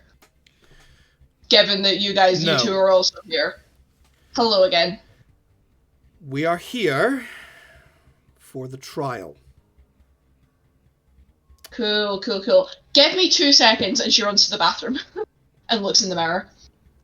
Clark, while she's in the bathroom, Clark is going to be like, I take it that we are entitled to wait for our friends to turn up before beginning the trial. Procedures will not begin until all parties and their defence counsel are present. Wonderful. This Clark place has been officially designated as a neutral area, and an official stay of execution has been admitted pending the results of this trial. Meg is looking very clearly at you, and Clark's maybe not the best at people, but you can get that she's very much trying to convey the message of this was the best way to make sure you don't get hacked to pieces in the night. Clark is just like... Clark is honestly, like, too tired and out of it to, like, even be great. At this point, he's just like, well, that's a relief. Collapses in a chair and passes out. Yeah, fair enough. It's been a day. Morag comes from right behind the bar and just places a steaming mug on the table next to you and doesn't say anything. I'll be there when he wakes up. Trial of the fucking century. Cal, Yes. where are you? I am walking down the street on the way back to the hearthside. Okay.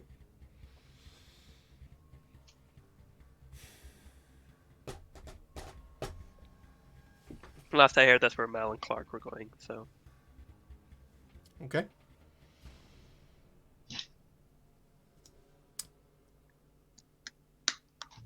As you are walking down the street, you hear the sound of a car horn behind you. I turn around. You turn around to see an old-style convertible with 5 men in it driving down the street. All of them you vaguely recognize because they're all wearing the same kind of leather jacket and jeans and impeccably coiffed hair. Oh, But the good. one you really recognize is the man sitting up on the back of the car, like with his feet in the seats, with his arms crossed, as the king. Ah, Your Honor. Nice to see, ma'am. I mean, Your Highness? Well, hello there, Mr. Holloway. Can I give you a lift? Oh, yeah, that'd be great. Are you on your way to the bar? Well, I figured after our little meeting, it will be the best place to go. Yeah, yeah, sounds like it. I would love to. Is there space in the car? There's 5 guys in it. There's always space to ride beside the king. Okay, I get in the car. There's not a lot of space, but you could fit. I squeeze into the car. Hey, man, watch it. Sorry. Can I please ask that Cal suddenly finds a mysterious hamburger? No. Cal, please. Please, can you, like, swish through your hair and suddenly have a pompadour? Yeah, no, I was gonna say I pull a comb out and I just comb my hair and I like have a pompadour and I grab my my suit jacket and I sort of like ruffle the collar and straighten it out and it's leather all of a sudden. Hey! Let's ride, boys. You've got a pair of sunglasses on somehow. Nobody Yeah. knows where they came from. Yeah, you absolutely. And literally I'm holding a cigarette. I go, anyone got a light? literally every single person in the car turns round and clicks open a Zippo, offering it to you. Thank you very much. They all roll them back Is into that their right? shirt sleeves. Yep. Hell yeah! Car speeds off. Effie, Yo. your ride pulls up.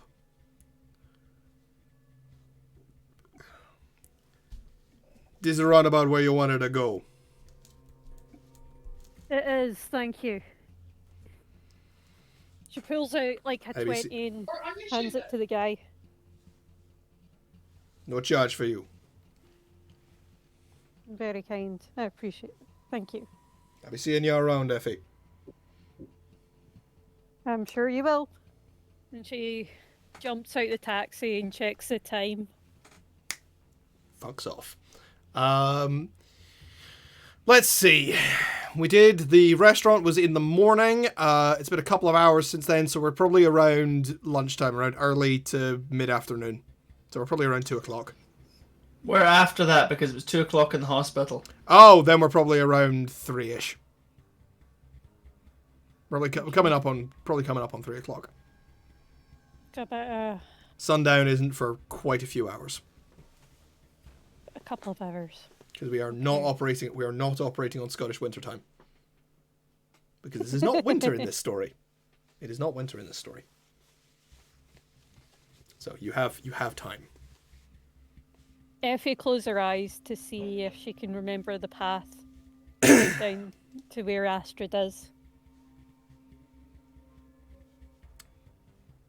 It's blurry. You're not sure if you can remember the path, but you think you might be able to find a guide.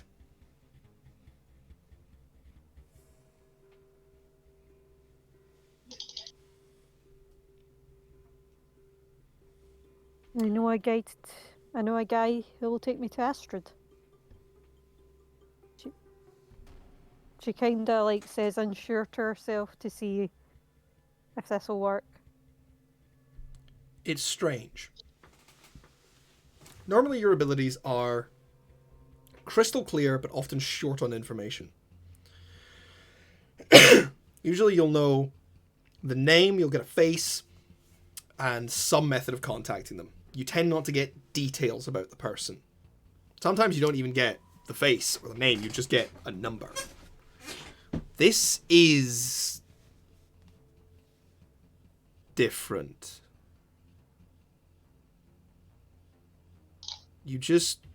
What you get is you get a phrase in a language you do not understand.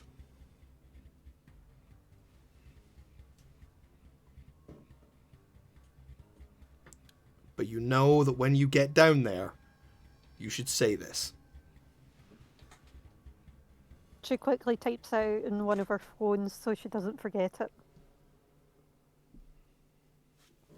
Okay. Okay.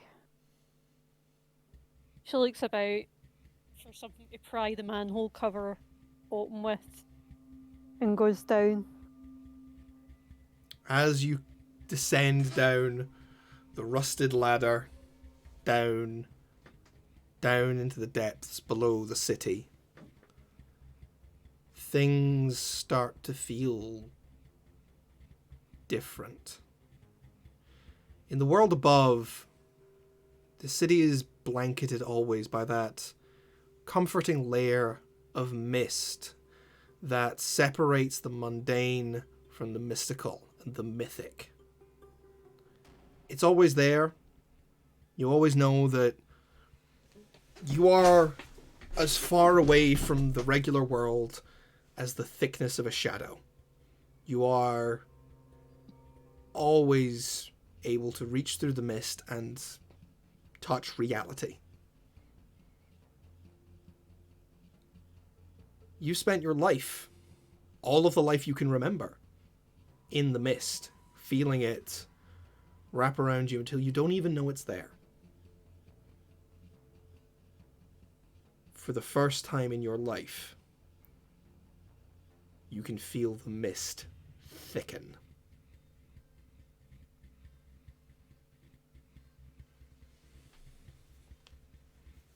You reach the bottom of the ladder.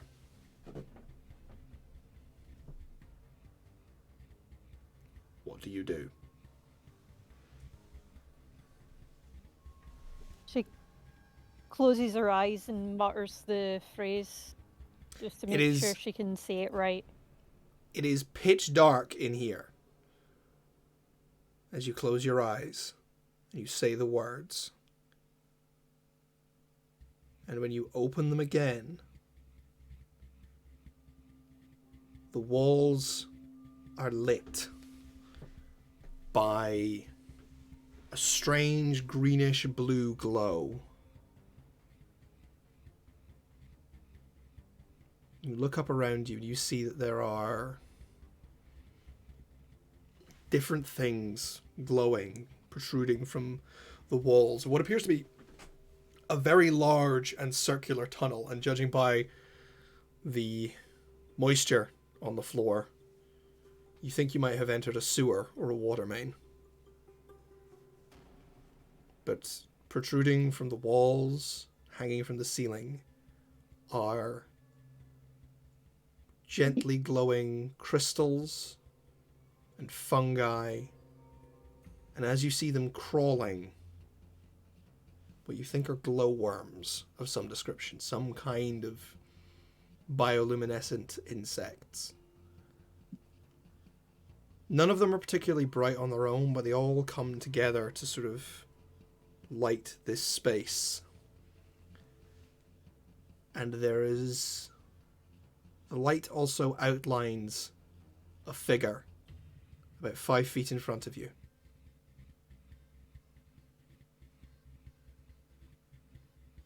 Hello, Astrid. The figure says something in a language you don't understand, but in a male voice.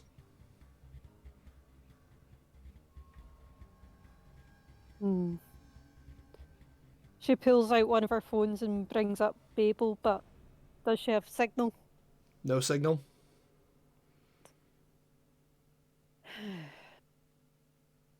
Effie puts... Human. Yes. She puts her phone in her bag. Yes? English. Yes. Of course. The figure steps a little closer. And you realize that you are looking at a corpse. The skin is missing in places, revealing bare bone underneath. One of the eyes is gone. The other glints out at you from the sunken socket. The man is impossibly thin and wearing rags that you think might one day in the far beyond past have been purple edged in gold. Effie puts her hand in her pocket and just grips onto the flask for, like, Dutch courage. And just blinks as if it's another thing adding to the day. You said you were looking for a guide. I am.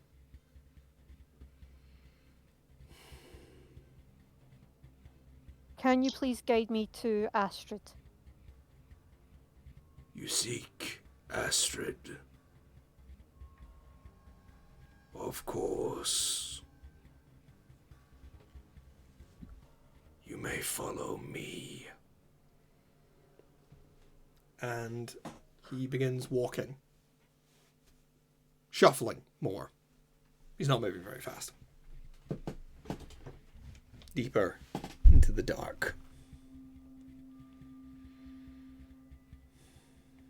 Oh, jeez. Right, okay.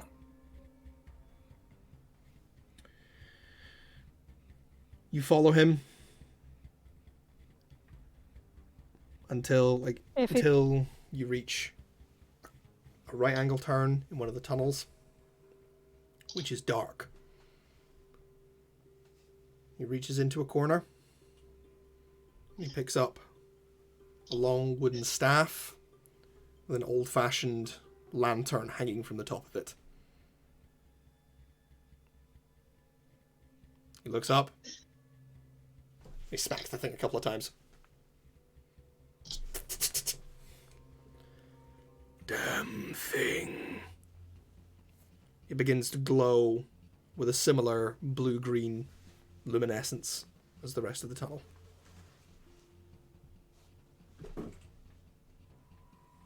Follow.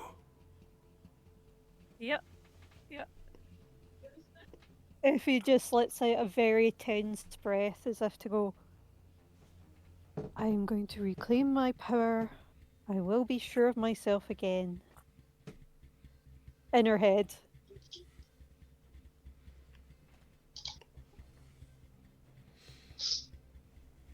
You follow this shuffling figure for what seems like ages. From time to time, from little corners, you think you see glimpses of other people. Their eyes glinting in the darkness as they look out to you, but you never really see their faces. Or what faces they might have left. You see strange things. You see eyes surfacing from the water and looking up at you quizzically as you pass. Not going to give any eye contact, she's just going to keep moving on. In the dark, you hear the sounds of feet. You hear the sounds of things slithering. And you even think you hear the sound of wings.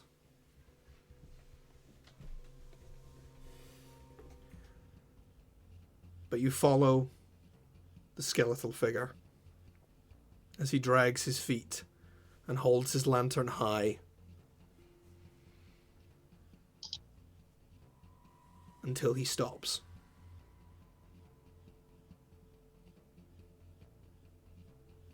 The dead go no further. This is where you leave me. Oh, okay. The Lady Astrid shall receive you soon. He bows to you. Good luck. What you have stopped in front of is a point where bars have gone across the tunnel, but there has been, where you are on a path, the bars have been cut away and a single sheet of cloth hangs over the gap.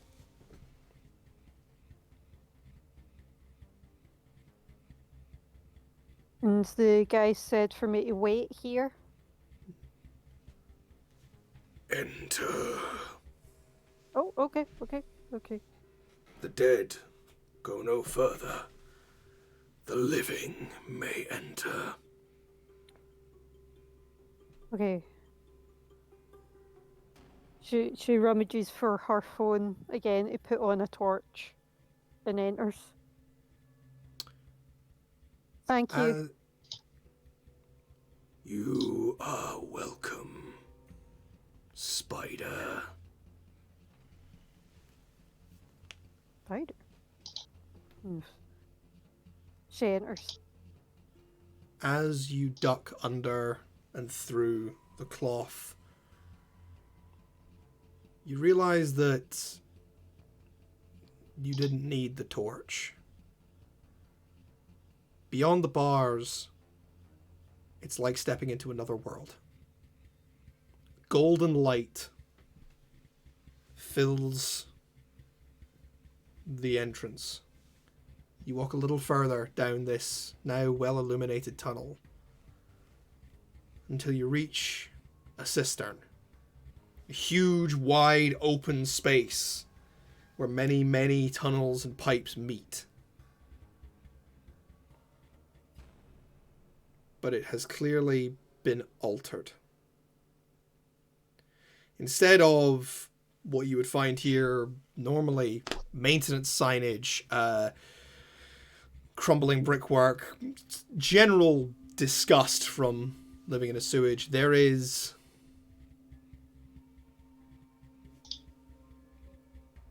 are a number of what seem to be like altars, and part of it dips down into what seems to be sort of half an amphitheater, but slap bang in the center of it is a throne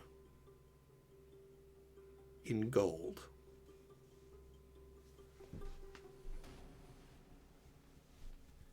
She puts her phone back in her bag, looks around, and her eyes lay on the throne. Sat in the throne is a thin woman with sunken cheeks and scraggly blonde hair and eyes that are sunken in but still gleam with lucidity and intelligence.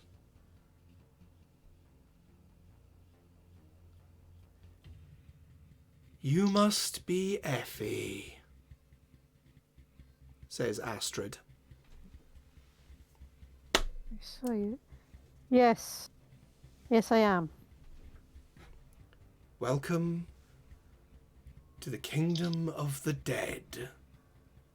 And that is where we will end our session today. Yeah, baby! Things are moving! I just want to make a point that I ran to the bathroom, and I hope that you know that everyone who was still in the bar heard Mal shout, "Oh, for fuck's sake!" from the bathroom.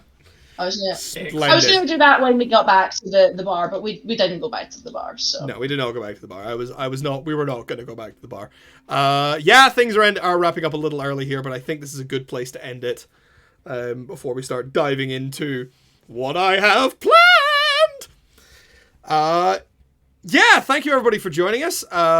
We are here every Monday night from 7 until usually roughly around 10 p.m. Usually we're ending a little earlier because yay narrative. But yeah, you can join us over on my Patreon for our after show where we geek out over the credits. Quite literally a thing in this game, which I will never get over. Yeah, we are going to discuss the session, discuss how everybody's doing, and yeah, where we're at. Yeah, this is very, very fun. City of Mist has been a great time. I recommend anyone who has never actually played it before to go and look it up. The guys who make it, Son of Oak Studios, are very interesting. They've got a whole bunch of stuff on YouTube about how to play and how to sort of go through it. We ourselves have a little stream at the start, that sort of before we started this, that digs into it. It's on our YouTube channel. I promise you, like, the one criticism I do have for City of Mist that is very relevant for newcomers is it sounds more complicated than it is. It has a tendency to sound more complicated than it is, but the books are very good at explaining it. And you can find sample PDFs of those online. So thank you very much for joining us on this Monday night. I'm very much trying not to just do the spiel from NADPOD because I've been listening to many episodes of that today. So I'm just trying not to do my best Brian Murphy impression. But yeah, you can... Coward. I don't want to be too much of a hack. Yeah, you can follow us here on Twitch, where we are here, as I said, every Monday night. You can follow us on social media. I am Jonathan Honey 4 on Twitter. You can follow my games company, Alt Alliance Games. That's at alt_games. You can follow... Damn. Sorry, I just realized I was supposed to have a meeting with somebody today and then didn't do it. Yeah, you can find us on YouTube. We are The Brothers Honey on YouTube. Please subscribe there. You will find all of our previous streams, and there's some clips, but apart from that, zero exclusive content. It's just the shit you've seen on Twitch. Yeah, does anybody have anything they would like to plug? Nope. As usual, please do not perceive or interact with me. Exactly. This is the only context under which we will be perceived. That is why the cameras have gone off. No. Hopefully we will have less technical issues next week. Yeah, but for now, you can follow us in all those places. We will be back here next Monday with the next episode. Things will get even more interesting, I promise. And no, I'm only slightly ashamed of the fact that I made a Cats reference in the title of this stream. For now, we're going to head over onto Patreon and... What did you title the stream? All Alone in the Moonlight. Thank you. Well, hey, I knew we were going to be fucking around with memories, so... Thank you. Disappoint, bro. You'd be amazed how hard it is to come up with some puns on the fly. We're going to head on over to Patreon, and we will see you there. So, bye, everybody! Bye! Bye.